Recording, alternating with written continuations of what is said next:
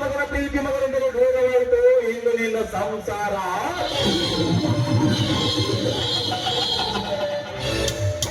ಗಾಳಿ ಕೊಡುವಂತೆ ಹಾರುವಂತೆ ನಿನ್ನ ಸಂಸಾರ.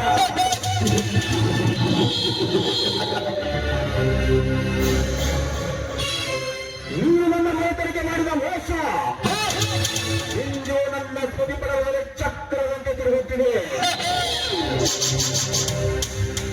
ಆ ಸೇಡಿನ ಪ್ರತೀಕಾರಕ್ಕೋಸ್ಕರ ಇಂದು ನಾನು ನಿನ್ನ ಮನೆಯನ್ನು ಸೇರಿ ನೀನು ಮಾಡುತ್ತಿರುವ ಒಂದೊಂದು ಕಳ್ಳ ವ್ಯವಹಾರವನ್ನು ಕಂಡುಹಿಡಿದು ಆ ಕಳ್ಳ ವ್ಯವಹಾರದಿಂದಲೇ ನಿನಗೆ ಸಾವು ಬರುವಂತೆ ಮಾಡಿ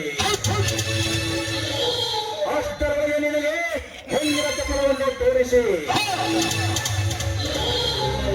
ಆ ಚಪಲಗಳಿಗೆ ಮದ್ಯಪಾನ ವಚನ ಅಂಟಿಸಿ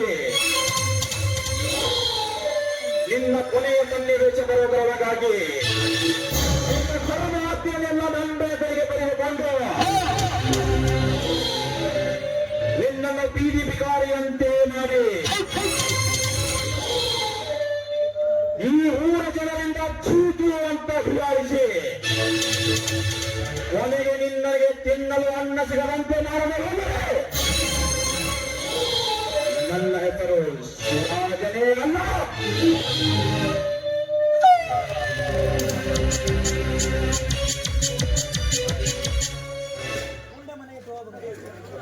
ಉಂಡ ಮರೆಯ ದ್ರೋಹ ಬಗೆ ಬಂದ ನನ್ನ ಮಗನೇನು ಹಾಡು ಒಂದೊಂದು ಮಾತು ಕೇಳಿದೆ ನಿನ್ನನ್ನು ಮರೆ ನಿಂತು ಕಳೆಯಬೇಕನ್ಸುತ್ತದೆ. ಕೈಯ ನಿಮ್ಮಂತವರಿಂದಲೇ ಅವರ ನೂರಾರು ಕಳ್ಳವಾರ ಮಾಡಲು ಸಹಾಯವಾಗುತ್ತಿದೆ. ನಿಮ್ಮಂತ ಕಳ್ಳರಿಂದ ಅವರಿಗೆ ಪೀಡಿಸಲು ಇನ್ನೂ ಕೂಡ ಏನೂ ಮಾಡಲಾಗಿಲ್ಲ. ನಮ್ಮ ದೇಶಕ್ಕೆ ಬಡತನ ಎಂಬ ಸ್ವಾತಂತ್ರ್ಯ ಸಿಕ್ಕು 79 ವರ್ಷಗಳು ಗತಿಸಿದರೂ ಕೂಡ ಬಡತನ ಎಂಬ ಕಲಾಚಾರವೇ ಹಾಗೆ ಉಳಿದುಕೊಂಡಿದೆ. ಎಲ್ಲಿ ನೋಡಲು ಕಲಬೆರಕೆ ಔಷಧ, ಕಲಬೆರಕೆ ಆಹಾರ ಧಾನ್ಯ. ಹೀಗಾಗಿ ನಮ್ಮ ದೇಶ ವಿನಾಶದ ಅಂಚಿನಲ್ಲಿ ಬಂದು ನಿಂತಿವೆ. ಎಷ್ಟೆಲ್ಲ ರಾಷ್ಟ್ರದ ಬಗ್ಗೆ ಮಾತಾಡಿದ ನಮ್ಮ ರಾಷ್ಟ್ರಪಿತಾಮಹ ಎಂದು ಕರೆಯಬೇಕನ್ಸುತ್ತದೆ. ಅಂತ ರಾಷ್ಟ್ರಪಿತವರ ಪದವಿ ನಮ್ಮಂತ ತಾಯಿಗಂಡರಿಗೆ ಸಲ್ಲದು. ತಪ್ಪು ಮಾಡಿದರೆ ಕೂಡ ತಾಯಿಗಂಡ ಎಂದು ಕರೆಯುತ್ತಾರೆ ಜನ. ನಿಮ್ಮ ವಂಚಕವೆಂದು ಘೋಷಿಸುತ್ತಾರೆ ಈ ಜನ. ಎಷ್ಟೆಲ್ಲ ಬುದ್ಧಿವಾದ ಹೇಳೋರು ನೀವಾಗಿ ಈ ಕೆಲಸಕ್ಕೆ ಸೇರಿಕೊಂಡಿರಿ.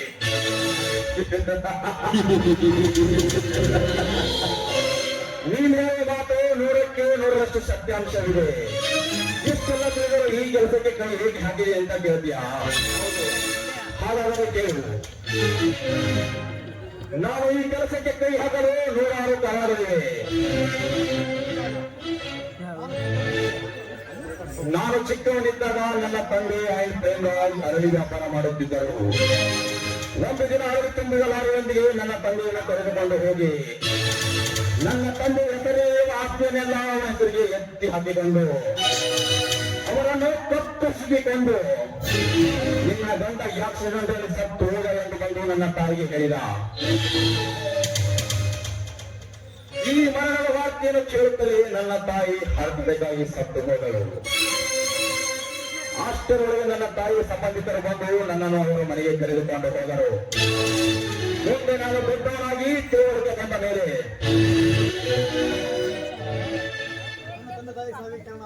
ನನ್ನ ತಂದೆ ತಾಯಿಯ ಸಾವಿಗೆ ಕಾರಣವಾದ ಈ ಪ್ರೇಮರಾಜನನ್ನು ಮುಗಿಸಬೇಕೆಂದು ಅವನು ಮಾಡುತ್ತಿರುವ ನೂರಾರು ಕಳ್ಳದ ಹೊರಗೆ ಶಾಲೆಯಲ್ಲಿ ಕೆಲಸ ಮಾಡಿಕೊಂಡು ಅವನ ಸಾವಿಗಾಗಿ ಅದೇ ರಾತ್ರಿ ಕಲ್ಪ ಹಂಚ ಹಾಕಿ ಕಾಯುತ್ತಾ ಕುಳಿತಿದ್ದೇನೆ. ಈಗಲೂ ನಾನೆತ್ತ ಸೇರು ಸರಿಯಿಲ್ಲವೇ? ಒಂದು ವೇಳೆ ಸರಿಯಿಲ್ಲದಿದ್ದರೆ ಈ ನಿನ್ನ ಕೊಳ್ಳಿಯಿಂದ ನನ್ನ ರುಂಡವನ್ನು ತೆಗೆದಳು. ಶಿವರಾಜಪ್ಪ, ನಿಮ್ಮನ್ನು ನಾನು ತಪ್ಪು ತಿಳ್ಕೊಂಡು ಬಿಟ್ಟಿದ್ದೇನೆ. ಸಿಟ್ಟಿನಾಗದಲ್ಲಿ ನಿಮ್ಮನ್ನು ಏನೇನು ಮಾತಾಡಿಬಿಟ್ಟೆ. ದಯವಿಟ್ಟು ನನ್ನನ್ನು ಕ್ಷಮಿಸಿಬಿಡಿ. ಇದಕ್ಕೊಂದು ಬಲವಾದ ಕಾರಣವೈತಿ. ನಾನು ಈ ಮನೆ ಸೇರಲು ಒಂದು ಬಲವಾದ ಕಾರಣವೈತಿ.